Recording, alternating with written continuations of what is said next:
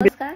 या 324 शिक्षकांना कंत्राटी पद्धतीने नियुक्ती देण्यात आली आणि नंतर मात्र आमचे जे भावी शिक्षक आहेत त्यांच्या मनामध्ये संदिग्धता निर्माण झाली की पोर्टलद्वारे भरती आता होईल का, कारण कंत्राटी पद्धतीने ऑलरेडी शिक्षक घेतले जात आहेत।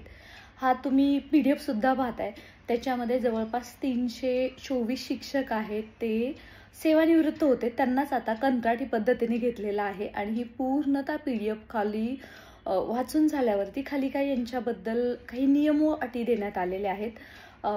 तत्वतः यांना हा आदेश प्राप्त होता तात्काळ या शाळांवरती जॉईन करायला सुद्धा सांगितलेलं आहे। मित्रांनो, वास्तव परिस्थिती काय आहे आणि खरंच अशा पद्धतीने जर भरती सुरू झाली तर शिक्षक भरती टेट 2025 ची जी पवित्र पोर्टल मार्फत होणार आहे त्याच्यामार्फत खरंच जागा येतील का, हा प्रश्न माझ्याही मनामध्ये निर्माण झालेला आहे। तर वास्तव काय आहे ते आपण या व्हिडिओमध्ये जाणून घेऊया।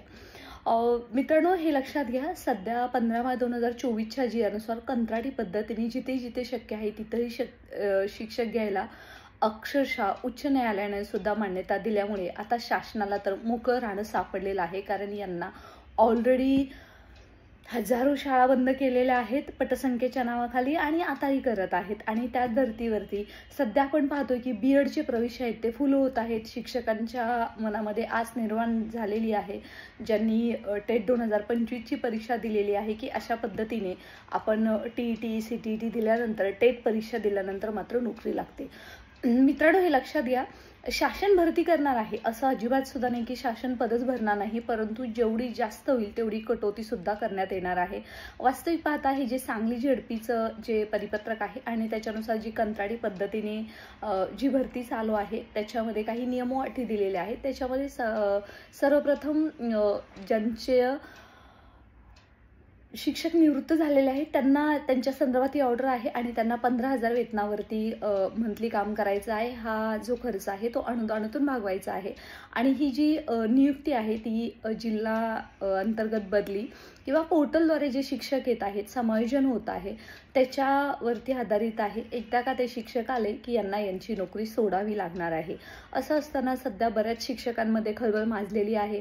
जे समायोजनसाठी वाट पाहत होते, जे अतिरिक्त होणार होते, त्यांच्या मनामध्ये सुद्धा आता शंकेचं काहूर झालेलं आहे की आपण अतिरिक्त झाल्यावर आपल्याला कुठं टाकणार। आणि शासनाने मात्र TET वर्षातून 2दा घेण्याचं नुकतंच जाहीर केलेलं आहे, म्हणजे शासनाचा गल्ला मात्र भरायचं थांबत नाहीये।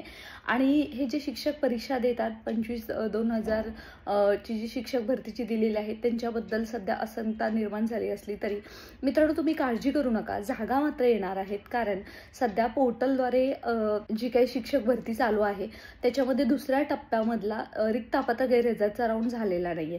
त्याच वेळेस बऱ्याचशा जागा रिक्त होत्या, त्या हक्काच्या त्यांना दिलेल्या नाहीयेत आणि शासनाने आता त्या जागा मात्र नवीन भरतीमध्ये भरू असं सांगितलेलं आहे।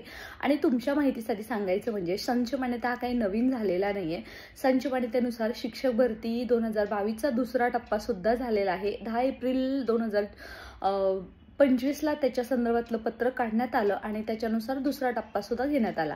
त्यामुळे तेव्हा सुद्धा जागा होत्या आणि आता सुद्धा येत्या काळामध्ये सुद्धा जागा असणार आहे। दुसऱ्या टप्प्यातला रिक्त अपात्र गैरहजर राऊंडच्या ज्या जागा असतील त्या मात्र 2025च्या शिक्षक भरतीला देणार आहेत असं आपण काही सूत्रांद्वारे माहिती काढल्यानंतर सांगण्यात आलेलं आहे। आता जो सर्वात कळीचा मुद्दा आहे की मेरिट कुठपर्यंत येईल आणि जागा किती येतील आणि अशा पद्धतीने जर कंत्राटी पद्धतीने भरत राहिले तर आपण काय करायचं। मित्रांनो, आता हे शासन आहे ते भरणार आहे आणि आपले हात आहे ते दगडाखाली अडकलेले आहेत।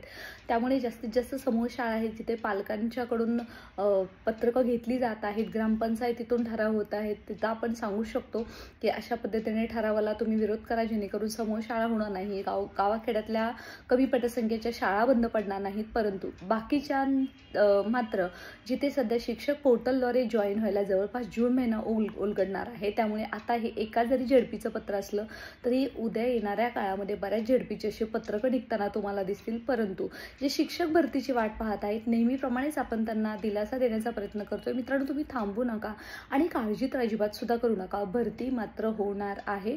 आणि जवळपास पहिल्या टप्प्यामध्ये जेवढी भरती झाली 2022च्या टप्प्यामध्ये त्याच्यापेक्षा जास्त भरती या सुद्धा शिक्षक भरतीमध्ये होणार आहे, कारण पदही तेवढीच रिक्त आहेत.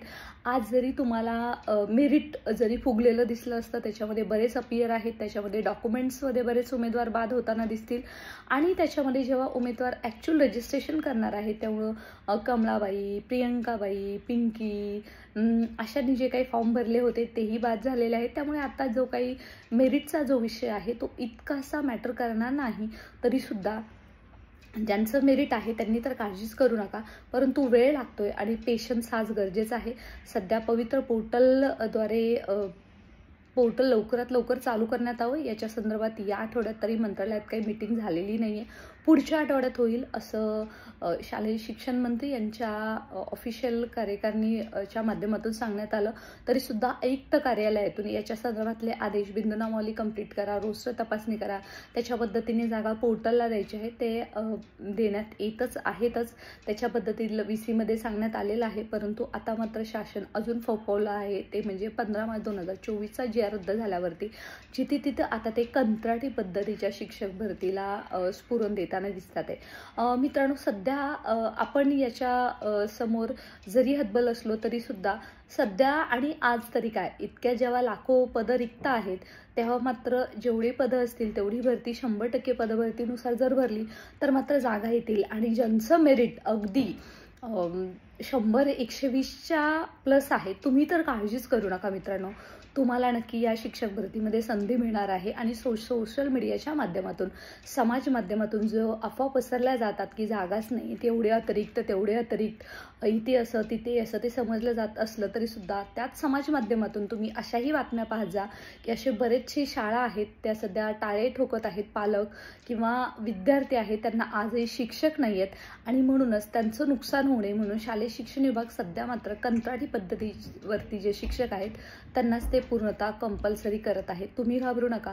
आपल्या संदर्भातलं सुद्धा एखादं पत्रक लवकरात लवकर निघावं, पोर्टल रजिस्ट्रेशन सुरू व्हावं, यासाठी आपण आयुक्त कार्यालयापासून मंत्रालयापर्यंत याच्या संदर्भातला फॉलोअप घेत आहोत आणि घेत राहू. फक्त विषय कोणता राहतो तर मात्र आता इथून पुढे जो आपण काही पोर्टल भरती संदर्भात जो सुव्यवस्थित पाठपुरावा करत आहोत त्याला दिशा मिळण्याची वेळ आलेली आहे. त्याला एक लाईनअप लागण्याचं वेळ आलेली आहे आणि ते लवकरच लागेल. काळजी करू नका. फक्त एकच आहे, जिथं अशा पद्धतीने कंत्राटी पद्धतीचे ज्या स्थानिक स्तरावरती पत्र निघतील तिथं मात्र जे नवीन आपले भावी शिक्षक आहेत त्यांना जर संधी मिळाली तर त्यांनी जॉईन व्हा. कारण तुम्ही नाही जॉईन झाला तर कोणी जॉईन होणार आहे. तेवढंच आपल्याला आर्थिक आधार मिळतो आणि एक्सपिरियन्ससुद्धा मिळून जातो आणि ॲक्च्युअल एक्सपिरियन्स फार महत्त्वाचा असतो.